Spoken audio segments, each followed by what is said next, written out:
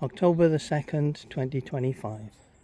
These purple flowers that Jane planted on the border have done really well. They've given a nice splash of colour for quite a long time on the allotment, and over here by the shed as well.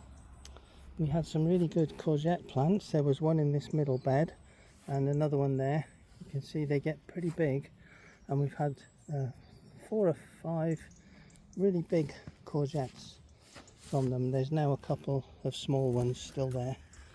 A couple of, see the green one there, and a couple of yellow ones. And Dave's put pears all around, fallen pears, windfall pears all around every gooseberry bush.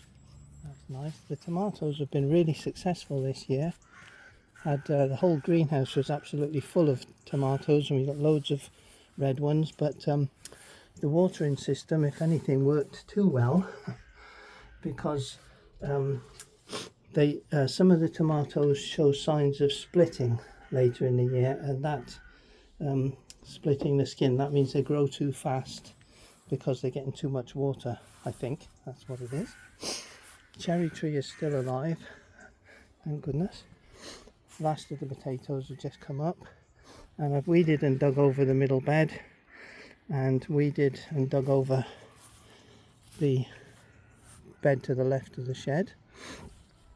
At the back there is the remainder of the manure from 2 years ago, which once it's removed from the weed fabric underneath and the few weeds that have come up, that will go on the beds. This bed is going to be beans next year because the French beans were really good, and Phil Matthews has given me several other varieties of beans to try. Rhubarb is huge. Apples have been nice. We've probably had about 10 or 12 decent apples, and they taste great, especially when they're freshly picked. I'm going to get rid of some of the raspberries and leave just that patch there.